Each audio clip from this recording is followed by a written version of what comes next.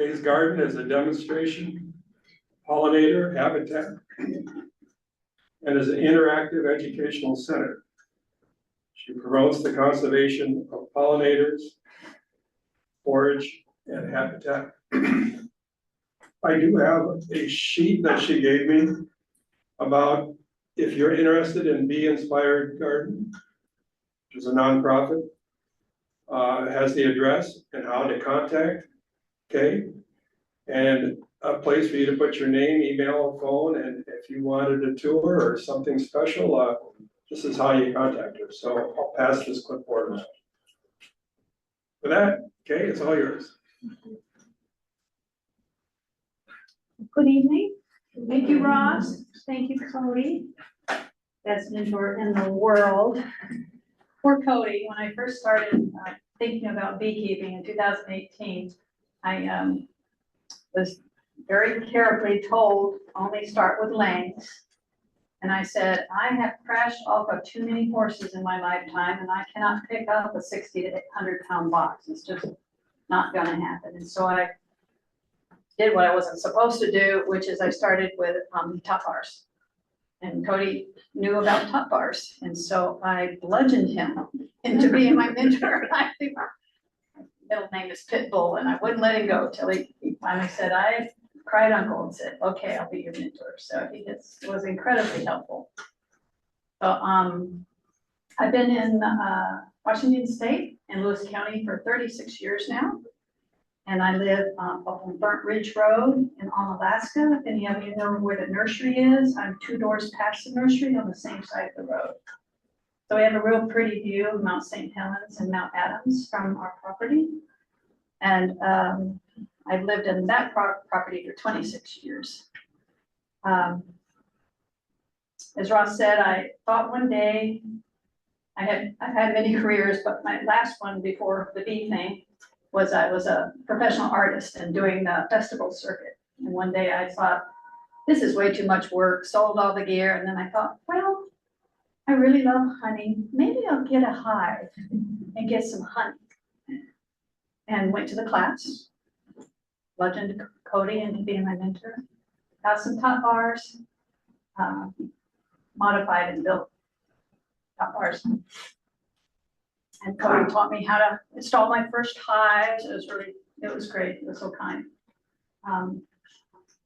So this will be the start of my 9th season. And as of yet, I've gotten very little honey, but I have spent a lot of money. So rivaling only horses for throwing money into a black hole. So I've thoroughly enjoyed it. Still get a little nervous every spring, that first inspection, but I'm slowly getting, 8 years getting over that. 1 year I managed to kill a lot of bees too. My first 3 years I experimented with thermal treatment, Mighty Mite thermal, the plate you put in the hive, heats it up for 2 hours, and did a lot of data keeping and got written up in one of Randy Oliver's articles, and killed all my hives. So it didn't work for me. It works for other people. It didn't work for me. So my first, did I just do that? Possibly. You told me not to do that. It's okay.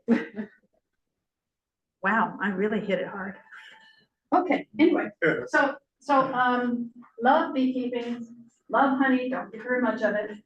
And but I also love to garden. So I've been a gardener for about 36 years since I moved up here in San Diego. You can't get anything to grow. You have to plead with it and pour a lot of water on it. Here you garden with machete. So, it's gardener's paradise, of course. Boy, I got logged out big time, and I'm not sure what happened there. That's impressive. Okay, thank you. That might have been on our side. I apologize. No, I hit it. There we go. That was me. Okay, so when I spoke to you before, 2 years ago, I think we discussed that AZ Slovenian hives. So I have a bee house and 4 AZ hives that I've been running for 5 years now. I also have 3 top bar hives and between 1 and 3 layings for any leftover swarms and splits. So my goal with that was to show 3 different kinds of beekeeping in one spot. And also 2 out of those 3, somebody in a wheelchair could be a beekeeper. To me, that's important. I'm happy to see younger faces here, but a lot of us are aging out as beekeepers and gardeners and horseback people. But picking up those heavy boxes is tough. If you're in any way physically challenged, it's impossible.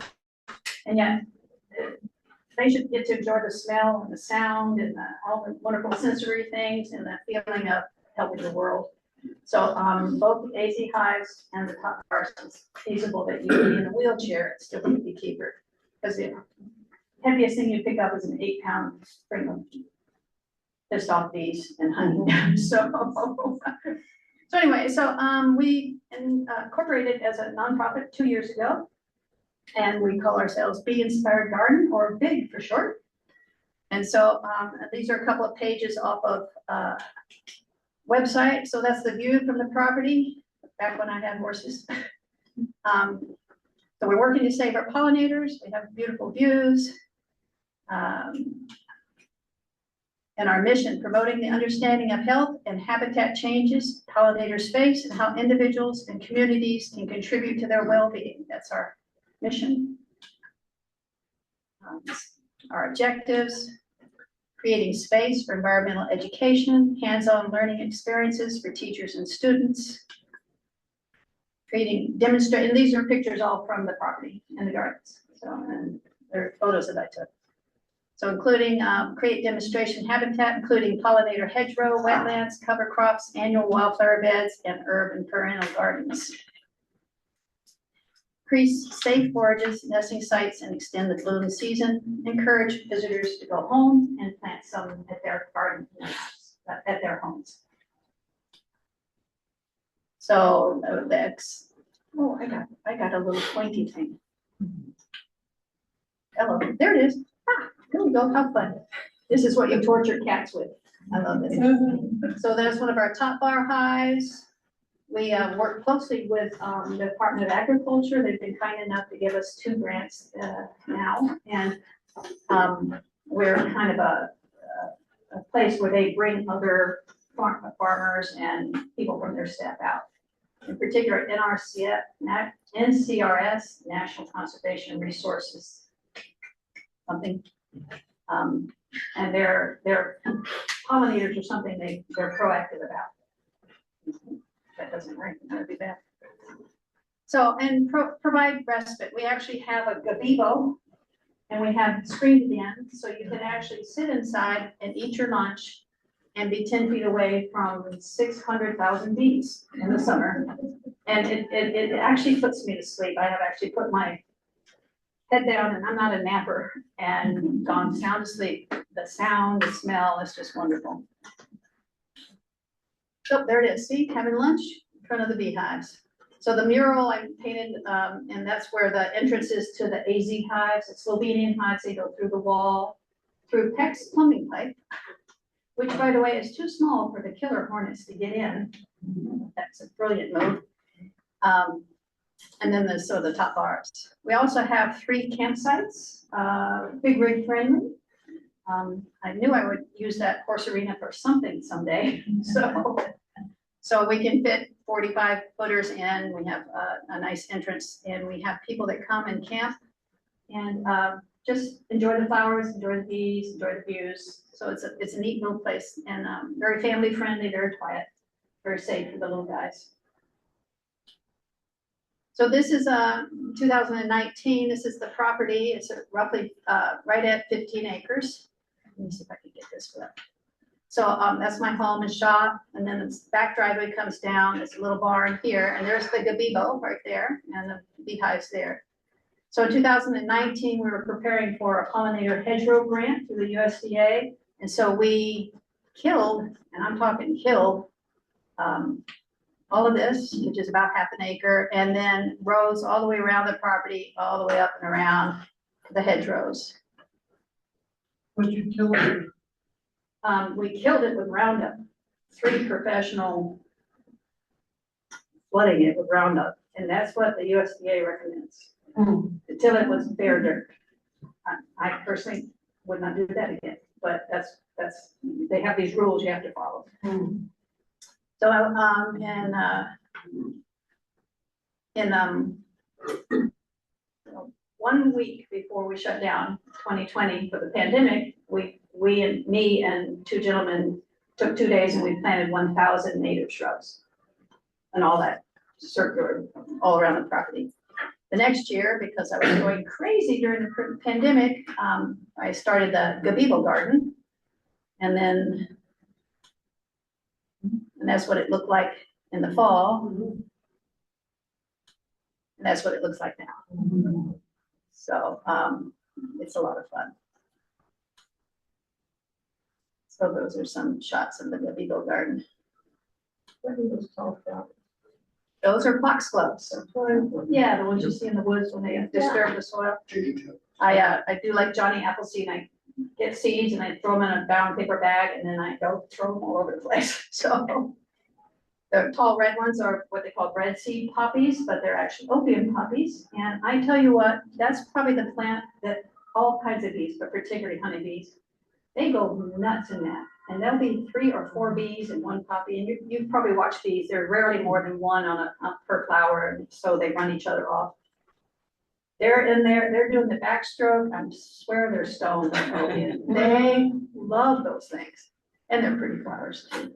I wouldn't plant a whole lot of them in a row because somebody in a helicopter might come visit. So.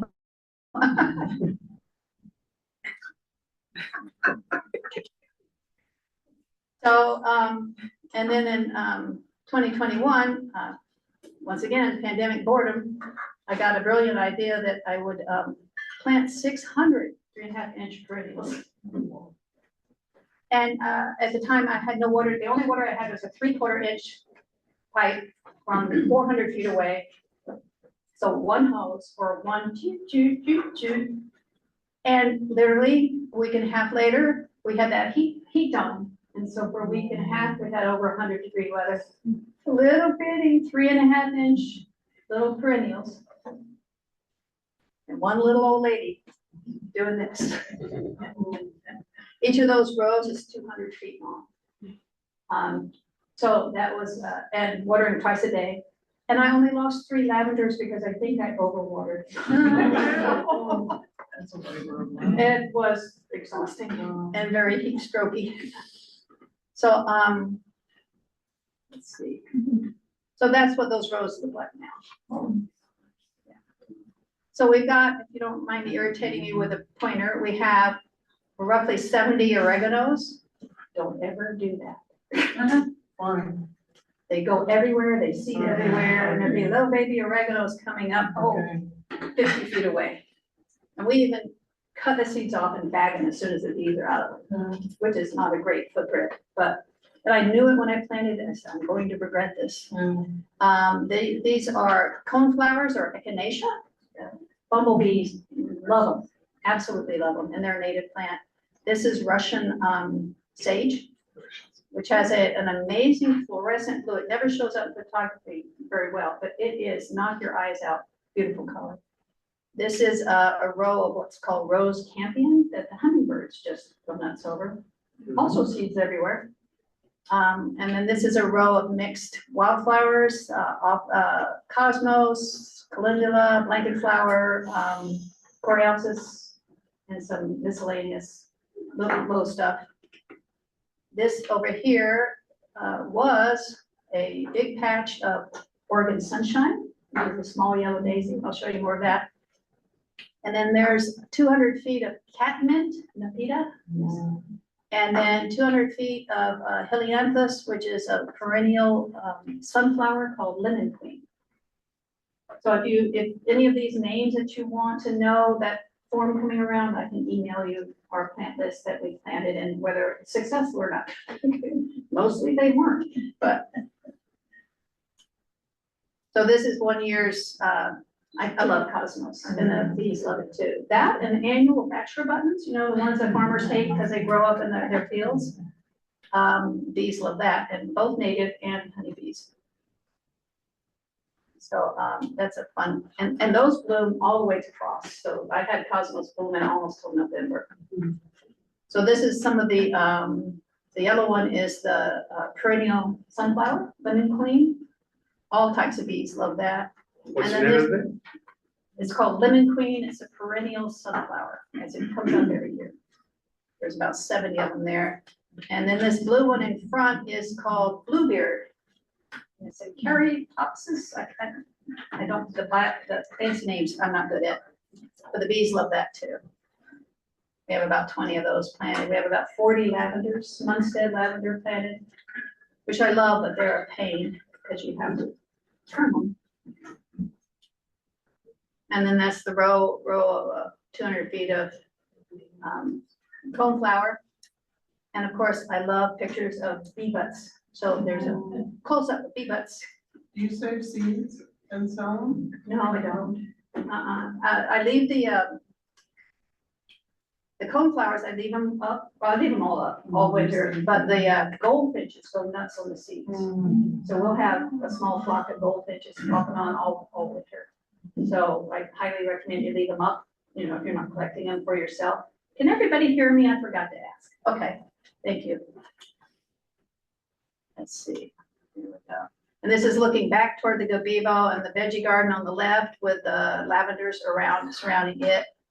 And down below here is something called desert rose, which has a beautiful little pink flower that opens up in the morning and then disappears. The bees are all over it and then disappears that afternoon. And then another one will open up.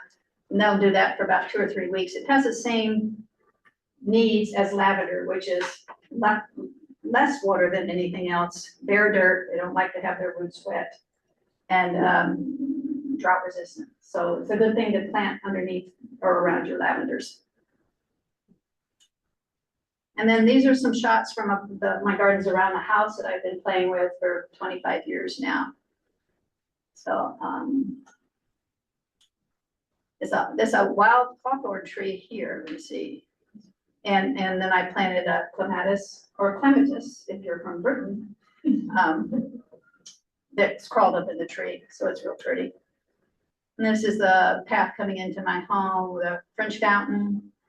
Beautiful golden chain tree here, which fell down. So sad. Yeah, it didn't get enough sun. It was reaching and it went, yeah, boom. So, and rhodies and all sorts of good fun things in here. Planted a bunch of lilies and hydrangeas.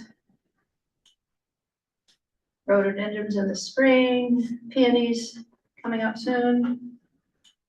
And I also have Siberian irises around the fountain. So they come up at different times. So it's kind of fun. And then this is a type of hydrangea here. How do you say it? It's not panticular, it's gardening people? No. Anyway, it's a hydrangea that has a pointies. There you go. Who said that?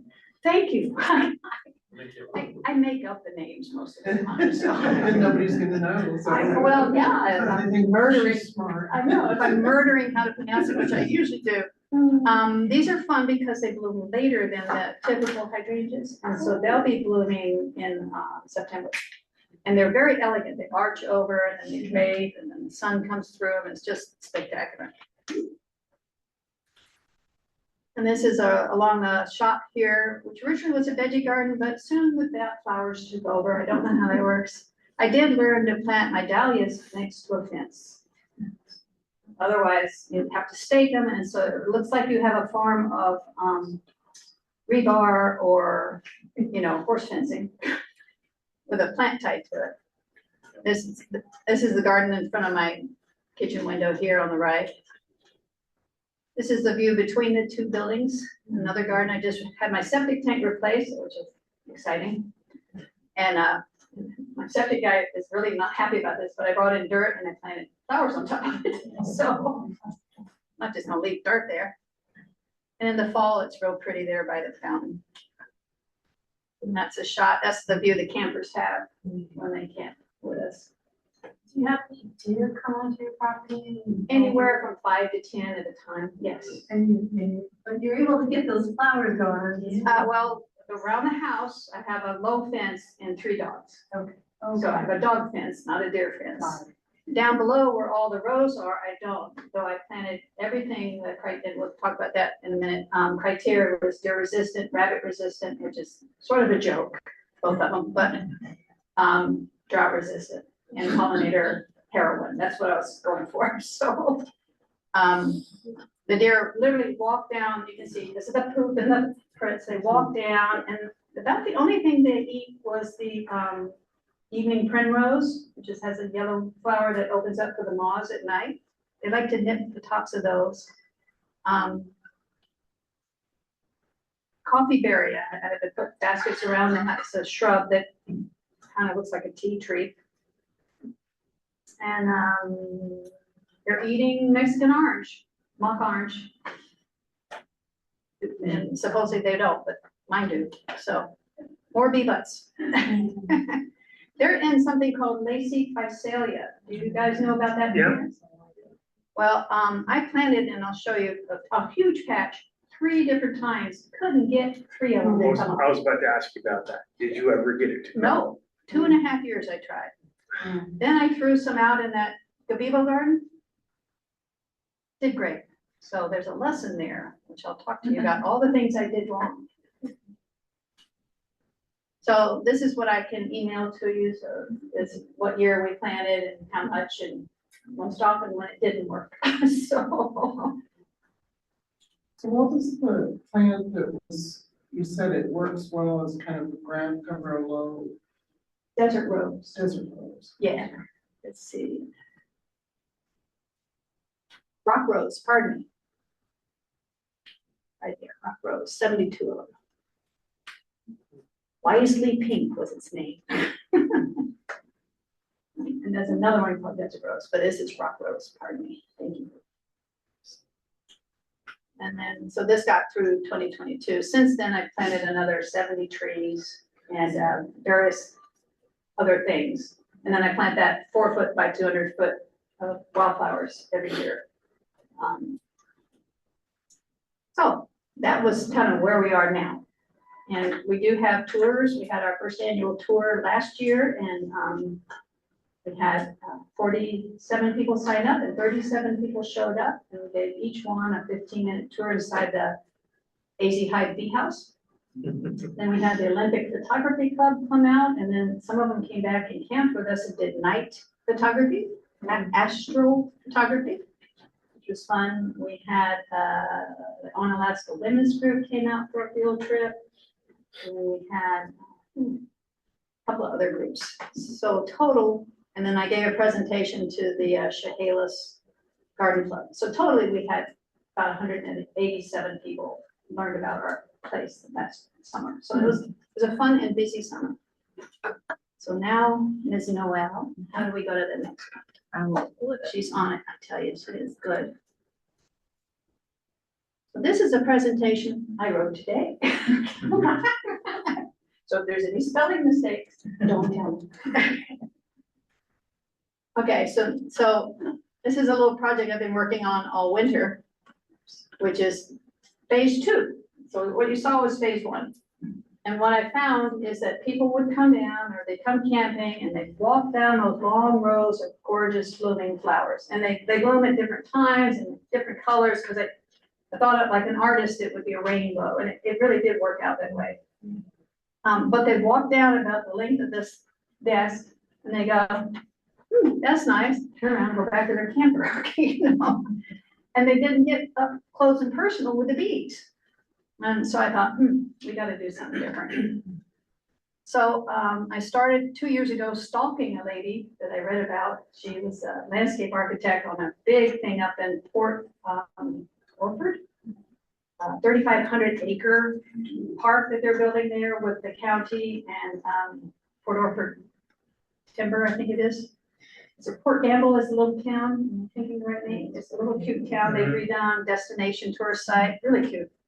Anyway, she's one of the 2 landscape architects who are doing the master plan. So I thought, and she also lectures at Washington State University. I said, that lady I need to get to know. So now we're good buddies because I am named Pitbull. And she very kindly has donated generously a beautiful plant for our next phase. So what we had, it was this big swath, so that's 40 feet by 220 feet that I planted in Oregon Sunshine, that's the yellow. bees go crazy over it, both native. It just was literally humming loud. And it was so gorgeous, and then the purple catmints up here bloom at the same time, and then the more yellow there, and these are all the rows of other things. So it was really quite dramatic. And then my dear friends, oxeye daisy started coming in, and grass, and then the plantain, and then the voles. So this, and I tried literally hand weeding that. That's a lot. Yeah, I literally, I would take a quarter of it and I weed it for a month, and then, you know, and after the 4th year, I was like, I'm done, I can't do this, and of course, seeing all that drove me crazy. So, I mean, I could have left it that way, and it's eventually would have been a daisy, oxeye daisy, but the rest of the place is oxeye daisy, they've got enough. So my thoughts were that I wanted to have people come to the garden and actually stay and enjoy, read a book, relax, get nose to nose with the flowers and the bees. Slow down long enough. If you notice, if you are buzzing around, you actually have to, at least I do, dial it down and go, oh, bee speed, and then all of a sudden you see the bees. And before you don't. So I want people who aren't used to doing that to learn how to do that. People who have urban gardens that in urban lives that maybe don't have time or the inclination or the ability to slow down to bee speed. So to do that, we needed shade because I have full southeast all sun exposure on the property. We need benches. We need comfy places to sit, places to bring your lunch, or even have a small group catered meal, none of which is I have now. And something to draw people into that 220 feet where they want to keep going because there's something to see as they're going and a bench to sit if they get tired. So that's what my goal was. I also wanted I have several fountains, but I wanted another small water feature right in the middle of the garden. So this is something people often don't do. I rarely see a bird bath that's shallow enough for small birds. They're usually a deep, slippery bowl. And same for bees. It's a bee drowners, not a bee water place. So a small water feature. I wanted more emphasis on small trees, shrubs, and vines, partly because they're lower maintenance than weeding perennial plants. And I wanted it formal but informal. And somehow to get garden rooms, like if you look at the British gardening shows and the fancy gardens around the world, they have rooms outlined in giant hedges, which is like maintenance nightmare. But that would not work. One, I'm too lazy, and two, it would block the view of the mountain. So I was like, how can I have rooms without hedges? And that's it for my pay grade. I didn't know how to do anything else. As in, I knew what I wanted, and then my friend Sandy, who I stalked for 2 years, that was her job. And she is such a delight. We've gone traveling together now. And so she did this lovely plan. So, yeah. So this up here is the barn and the gazebo right over here. This is the veggie garden.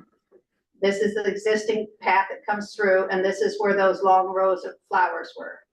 And then down here are the catnip and the sunflowers. Right here, these 2 rows. And in between was the Oregon sunshine, which is no longer. It got moved. So you would come in here, and then there's a series of 6, 1, 2, 3, 4, 5, 6, count them 6, 4-post trellises. And those are, so that's 24 posts, they're 6 by 6s. It takes 2 guys to pick them up, 2 gals, 2 guys. And she's laid it out brilliantly. So we will walk in between 2 posts, and on every post will be a flowering vine of some kind. And then the path splits here, or you can split here, and this is a 10 by 20 bed, raised bed. This is another 10 by 20, and these are 4 small 25-foot trees, all flowering trees that pollinators love. And then you come back and then you can go up here, and this is going to be planted here too, or you can go up to a, spoiler alert, your longest ever save the date. The third weekend in June is Pollinator Week, and we're going to have our first festival, Pollinator Festival, that's Saturday next June. That's my goal. Date? But you need to figure out Yeah. what day that is. Can you look at that up for You me? said third Saturday, Third week, the end of that week, the Saturday. I think it'd it's be June, 2027. June 27th. Third Saturday would be the 19th. No, I think it's the 20-something, third week. The end of the third week. Of 2027. So, I think it's the 26th. But I don't know, I will. 26 sounds more, Alright, so that'd be the I think it's, okay, maybe, okay, well, so much. tentatively. 10 years, yeah, it's one of those 2 days. So you come down, then we have a single path, so these will be each banks of low shrubs, you know, this high. Hopefully each one different, hopefully each one blooms at a different time. Hopefully some of them smell great. Along this side, there'll be medium height shrubs, and at the top here is some higher, more of a hedge, like a 4-foot shrubs. This diagonal was going to be a cut and fill, if any of you guys have done dirt work on a slope. You cut down and then you pull your dirt over and you fill up, so you got 2 slopes, top and bottom. But we decided to do something different. So anyway, and then you come through here and this will seat 20 people here. And then you come along here and then you split and go down another separate here, different trees, 2 more beds, more different shrubs. This little amphitheater actually won't ever be an amphitheater. It's just where we put our beach chairs and we have flat bed here and a band playing at some point. So I think she did a beautiful job. So what we have is 3 garden rooms without big hedges. Emphasis on vines, shrubs, trees, along with all the other perennials we have. Reasons to come in, places each, if you're not coming under here, there's a bench here, there's a bench here, there's a bench here. There's 2 benches between the trees and the shade. And the pergola here will have growing vines across the top and should be shaded too. So I think she did a beautiful job. And I'm deeply grateful because way above my pay grade. Okay, Yes, are you thinking 3 years, 5 years, 2 years? What are you thinking for, we're starting next week. yeah, but for this sort of a maturity to really Oh. see something? Well, the clematis I just bought at Portlandia down in Portland. Have any of you ever been to that? Yeah. That's fun. So I went there last Friday. Are you gonna be doing this in phases Oh, God. or just one shot? No, like come on, always? Cody, you know better. Yeah, okay, 'cause It's taken me 5 months to get a contractor to do it. The big guys, it's too small. The small guys, it's too big. One multi-generational family said, oh yeah, for 60 to 80,000, we'll do it. I'm like, oh, great. So I found a lovely man who's experienced in multiple things, because there's carpentry, concrete work. Each of those posts need a 4-foot pylon in the ground. There's irrigation design, irrigation install, and there's paver install. And that's before you get to the plant part, which that's my job. So to answer your question, the vines, if we planted them at the end of April or early May, they'll be 10 feet tall. So the trees will be little scrawny things for a while, of course. The shrubs will grow in probably in 2 years, maybe 3. Because I'm not a shrub person, I'm learning all about shrubs.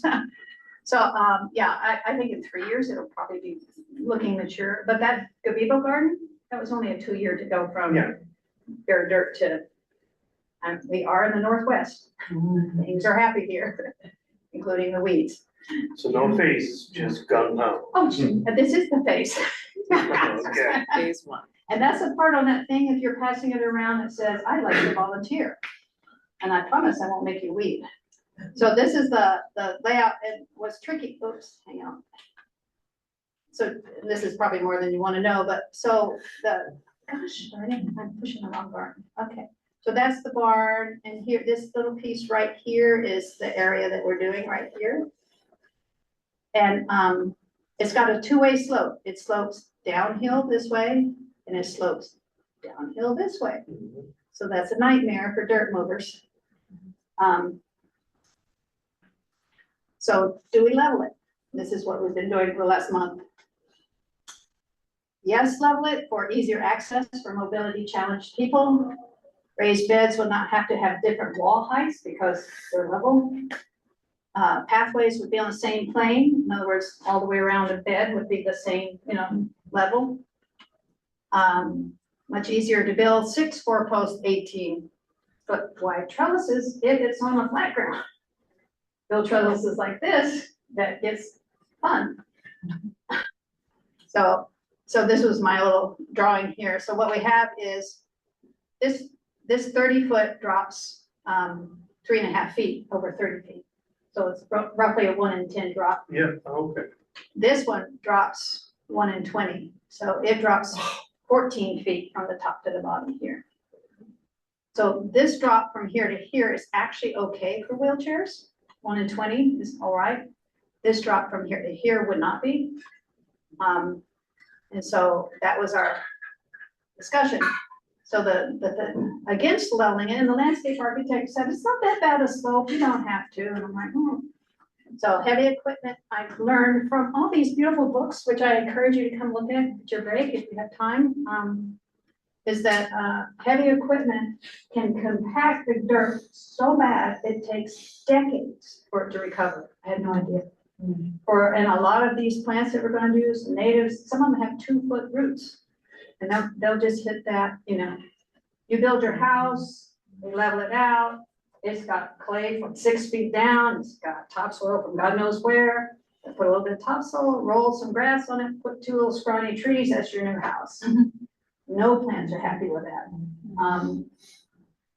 Highly disturbed and amended, we like to see rich dirt, and we'll get bags from Home Depot and compost and mushroom stuff, and we'll put it on there because we're going to have the richest, fluffiest, darkest, yummiest dirt for our pollinator plants. Well, it turns out, thanks to these pros I've been reading, highly disturbed and amended soils encourage the weeds. They're happiest. And it decreases the lifespan of many of our plants, in particular our native flowers and shrubs and ground covers. Because they're used to the stuff out in that cow pasture that hasn't been touched other than being hayed for the last 20 years. That's the kind of dirt they like. You give them all this candy and it rots them, and they actually shortens their life. Who knew? Saved a lot of money if I knew that. Also damage to staging. You can't bring in dozers and big excavators and rock trucks. You should have seen me telling these guys with their big 13-yard dump trucks. And then we're going to take cobble and we're going to go at an angle down this hill over to the far side, because I don't want you chewing it up over here, and then dump your load. And then so damage all the way around the garden. So that was something. And then the cut and fill banks to get it level going this way, because so my house is up here, it goes here, and now St. Helens is over here. So to level it this way, just at 30 feet, would give a 18-inch drop here and another 18-inch drop here, and we'd have to put some kind of ugly rock on it. That stuff they fill the ditches of, the flat basalt that's got all the sharp points and edges. You don't want to drive your car into that. That would be there. And then how would I cover it up? And expensive. So I've spent the last 3 months trying to get bids. So between $5,000 and $10,000 just to do that part of the work. So I was like, okay, plan B. And then on top of that, can we live with, this is a drawing I did, because this is called a Torii Gate, which is a Shinto shrine entryway in Japan. And so I'm thinking of a modified one, even though it's not a Japanese garden.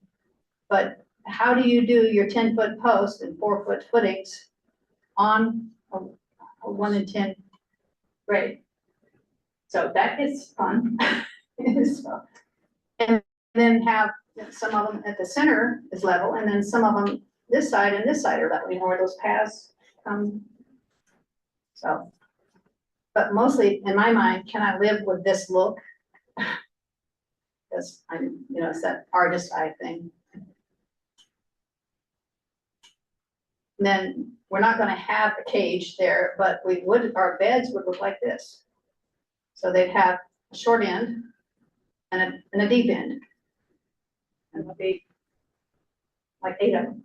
And I'm looking down through those trellises at that. Am I going to be okay with this? Me, my brain, is it gonna make people dizzy, you know? So what we decided literally last week with a new contractor, and is that we'll have a slope. And then here and here will be the paths, and we will level a 4-foot path. But everything else will keep the slope. And we'll do that by hand. The biggest piece of equipment will be a vibrator thumper that you walk behind. So the only thing that will be compacted are the paths. And then we'll hand wheelbarrow in. Notice I say we. One of my husbands said, "Who's we? You and the mouse in your pocket?" You know? They will wheelbarrow the gravel down, you know, and then they will compact it. I'll be watching them. So, so that was a long dissertation, but you have to work with the site that you have. So planting criteria. This was my criteria: pollinator and wildlife beneficial, perennial shrubs, trees, bulbs, no annuals. So that's the plant, you know, you get down and you do and you weed and it, you know, petunias, and they're beautiful. They're lovely colors, and you get to do it again the next year. I don't believe in that. Low maintenance plants, no prima donnas, no pruning, no deadheading, no, you know, special loving care. Because when you're doing an acre of gardens, you can't. Drought resistant, deer and rabbit resistant. I should have put ha next to that. And native plants if they fit the design criteria. So there's a big thing. People are like, purist native plants only, won't plant anything else. And other people are like, no, you know, I need a garden that looks like Sissinghurst Castle in England, you know, and somewhere in between. So, but I didn't know what. And I'm going to do a quick. How are we doing on our time, Noel? Big clock. Okay, great. We're okay. Yeah, okay. That's interesting. That Well, says mistakes I have made. well, Yeah. there's one. There we go. Pretty obvious there. I'm wondering, yeah, I'm gonna, there he is. Okay, so mistakes I have made. Those are all 3 pictures. I planted in rows, and with the help of NRCS, got a drip irrigation system in. And I got mad at all the weeding I was doing, so I got a chip drop when they were trimming trees on Burnt Ridge Road, because I knew there was no ivy in those trees, because I could do that walk for exercise. So it took 2 gentlemen all day to hand wheelbarrow down all these rows, and we had this much leaf mulch on top of those in between the rows. And then we laid down Toro expensive plastic drip where emitters every 12 inches, and that's what USDA recommended and made me buy as part of the grant. 8,000 feet of it that they buy. And that worked great. And then that winter, the voles with a V, the field voles, ate it. So little teeth marks, and then about every 6 feet, they just eat it in half. And then they'd go and then they'd eat another one, and there'd just be a piece laying there. And I thought coyote puppies, but they didn't play with it. They didn't throw it around. And then you go out and then there's another one. 500 feet of ruined drip tape. I dug a whole day, me and my helper replacing it the next year. This past winter, they did it again. So turns out, so what happened is the voles made condominiums in the mulch. They thought it was great. There's more. Warm, predators can't see them, and they just take a little turn and eat a plant. So, And so that's when they ate on your, your spring ones. and they do it in the winter. They weren't looking for water. I think they're sharpening their teeth. You know how horses keep growing if they don't. I think that's what it is. Because and the USDA people weren't any help.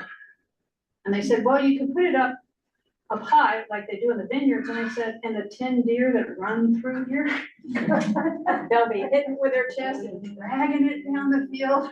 So they didn't help me much there. And I found out that the plants are not happy in a row just for themselves. Plants want to live with other plants, all different kinds of plants. Their actual roots die under the ground and degrade, and the microbes and the fungi and all that good stuff. You know, when you turn up a big pile and there's white stringy stuff, that's really good stuff. That's like the best stuff. They need that synergy with other plants, different kinds of plants. And so do our insects. So the mulch suppressed the weeds, great, and it suppressed the actual plants. Because I'm in there trying to, you know, so it's in their crowns, just like it is in the weeds. So that was a learning thing. And then my little buddies, the voles. So this is a field vole. This is my pet peeve right now. So the females can start having babies at 25 days. They reproduce every 3 weeks. They give birth to litters of 1 to 10. And they bear often to different daddies. So they are little play around girls. And at brief and fertile existence, their lifespan in the wild is 2 to 3 months. So they are just baby machines. And it tends to run in 4-year cycles. So you have a lot of voles, and then they'll overpopulate, and then the hawks and the coyotes and everybody will be eating on them, and then they'll go down. And this was a quote from a gal. Basically, don't give them retreats. Mow the lawn short all the way around your garden. And make them expose themselves. They're the ones with the surface tunnels. You'll see like trails and maybe a really low tunnel. They're about this big out in the field. When you hay your field, you'll see them going like this. They look like mice, big mice, small rats. They're actually voles. The ones up by the house are little bitty guys. They look like shrews. These I hate. Sorry. Was it last year or very bad year? It was for me. It was, I'm not perfect, you, and my yard was full. Holes, the holes everywhere, yeah. I'm getting good at trapping moles. I got 9 this winter. I'm very proud of myself. But voles, it's almost impossible to trap. They actually have to run across your trap. They're not very interested in anything else. Other things that now I'm gonna have to say I did the mulch, the rows, but I didn't do around my house only because I'm lazy. But you'll see, don't take this personally, your garden looks like this. In the Northwest, we see a lot of great bark mulches, a little shrub, a little Nandina bamboo, and a couple of, coreopsis, and, and they look like these. This is not at my house, but, so I call them mulch gardens. And they're very neat and very anal and lovely, but, mulch is expensive, labor intensive, and it can limit the potential of your garden. Over mulching, and these things I've just learned from these books, can create a buildup in organic material as it's rotting away. And it creates soil underneath that's much richer than all of your native plants and most of your other plants that grow well here. Much richer than they want. So they're living on candy at that point, and it's not doing them any good. And keeping the mulch coming out, putting it on every spring, keeps them in perpetual trying to grow. Because plants try to get established, and then other plants come and they grow up together, and they support each other, and their roots are at different levels, and there's an entire community going on. And with all this mulch, you never let them become a community. And it obviously the mulch keeps the weeds down. It also keeps other species that they want to be there from coming in or growing. So mulch is not that good a thing. And give you termites. Thank you. And termites. There we go.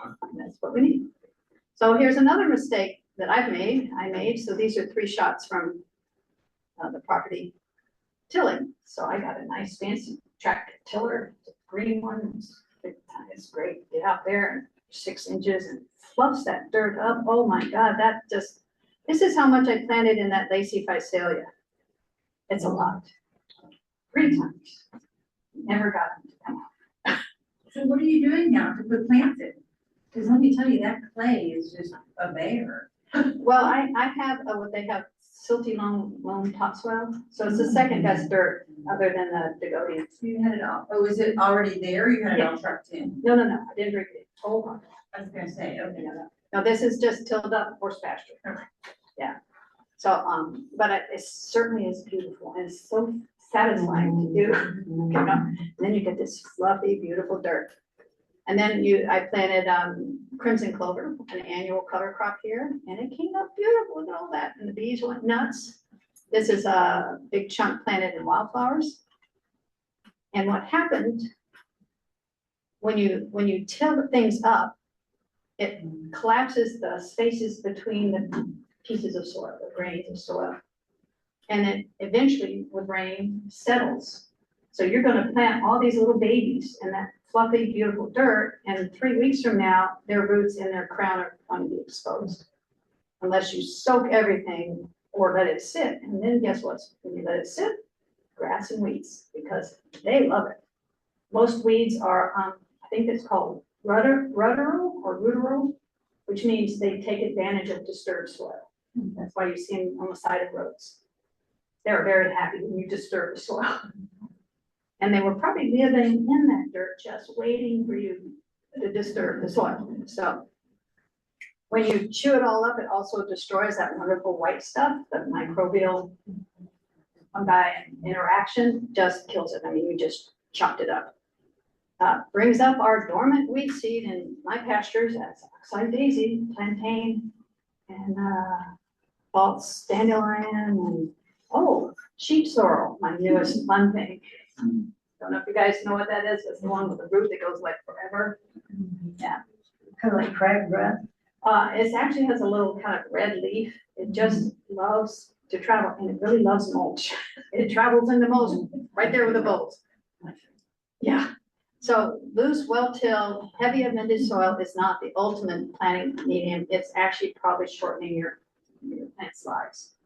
It's just like you and I living on camping. And the weeds love it. And then I did this also, monocultural planting, all one. See that a pretty plant though? Oops, hang on. So, but then you can see where the daisies and all.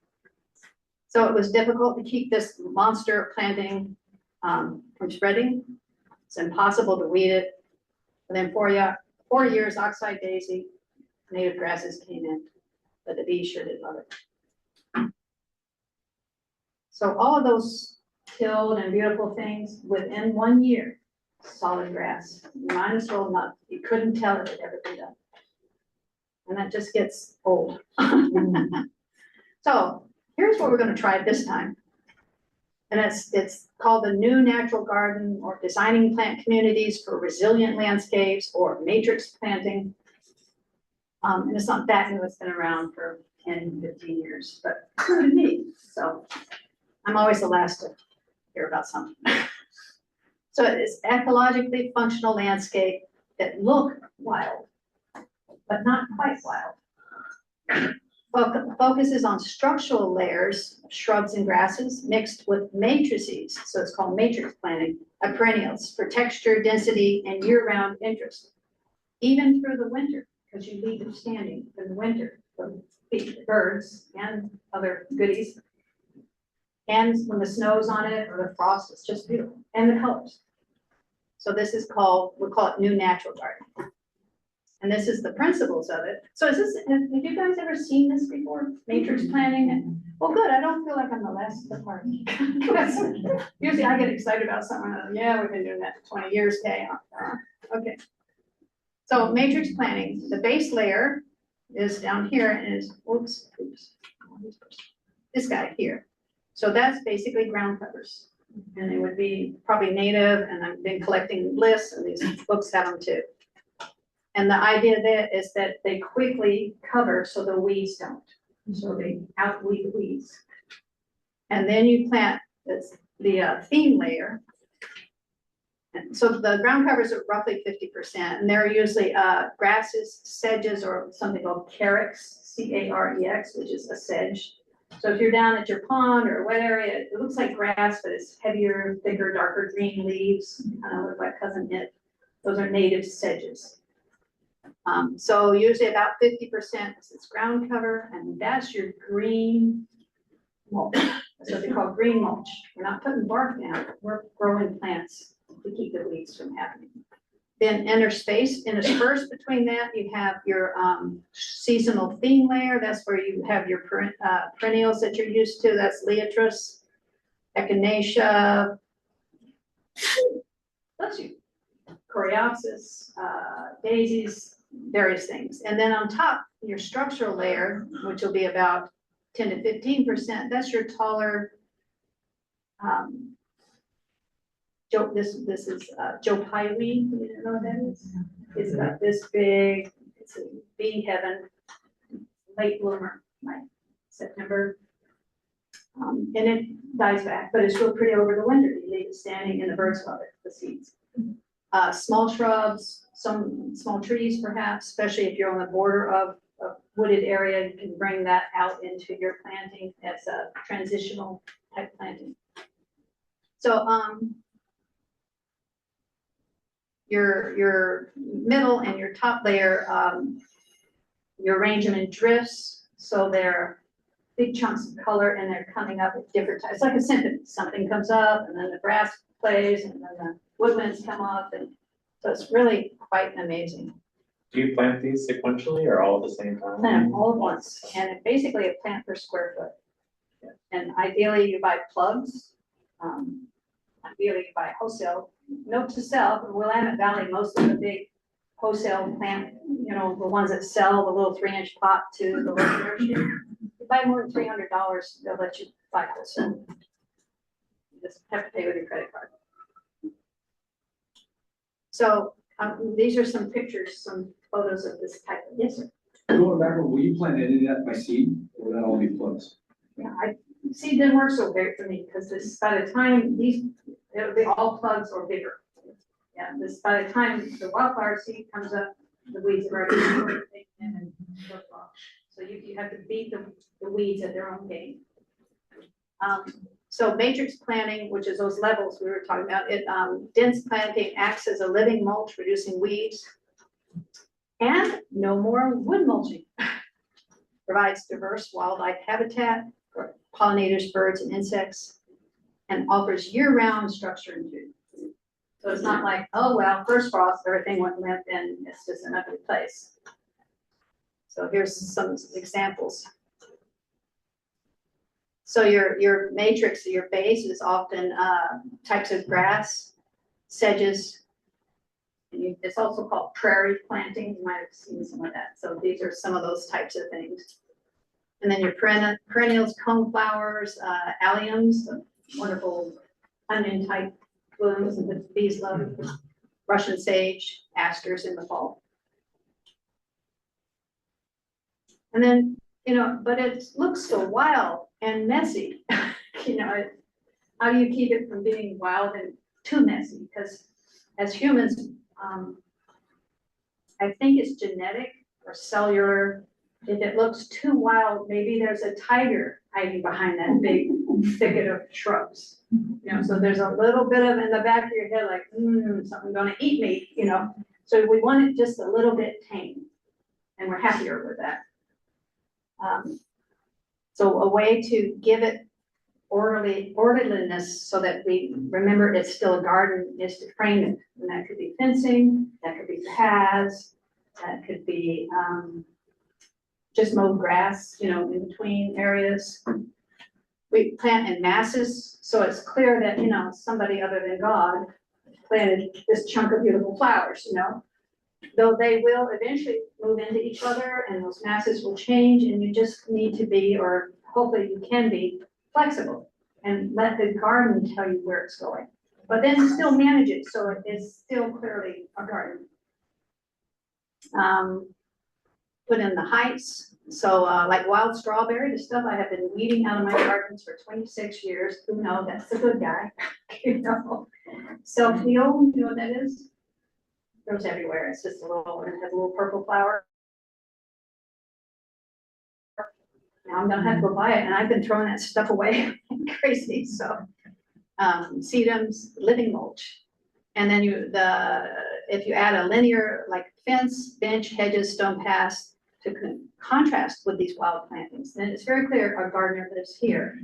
They just love this luxurious, healthy, diverse, heavily planted living place. Do you think you could do that with vegetable gardening, or do you think those tall plants are just gonna, you know, block out some of the sun needed, you know? I don't know. My veggie garden, has become mostly flower garden. It pretty much grows California poppy and nasturtiums, and in between there's sometimes a little broccoli plant or something. Yeah, So, I have to say. yeah, I know. It's like, oh, okay, they want to be here. Kind of a related question though, Yes. for your flower gardens, do you, like, say you plant like 10 things in a patch, Mhm. within a few years, you find there's like 5 or 3 things, like that? I haven't done this before. Yeah. I know, you Yeah. know, I haven't even got to the part where what plants do I need to do? I have to do that next week. But, I think we'll morph. Yeah. And you as the gardener can go in and say, this guy got too aggressive and took over this guy, so I'm either gonna cut this one back, or I'm gonna plant more of this, you know. So you're still gardening, but one of the beauties of this, and as a aging gardener, all you do is early March, mid-March, you bring your lawnmower in and you just mow it down. And that's it. You let it, mulching blade, you let it drop on top of itself, and that becomes next year's fertilizer, along with the roots dying underneath the ground, and that's fertilizing. So that really appealed to me. The living mulch, you'll get some weeds, but you won't be out there holding, you know, for the rest of your life. You won't be deadheading. You just sit there and watch this symphony happen. And then get in there and, you know, tailor it a little bit. I don't like this guy, or this one got too aggressive, or, you know, and then just think it got too wild, we'll cut it back. Or you just get tired of it and put something else in. So it's still gardening.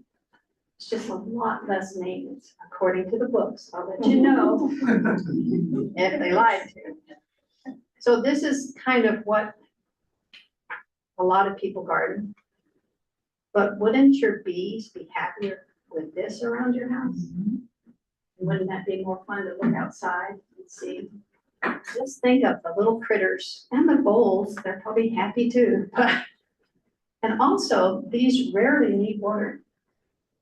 So your exotic perennials you have that you're watering, and heaven forbid your lawn that you're out there weeding and feeding and weed killing and watering for 20 minutes every 3 days or whatever.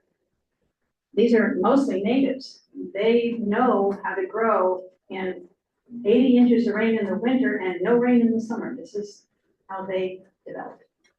And so you'll have, unless it's, you know, another heat dome, once they're mature, not babies, you probably won't have to water much, if at all.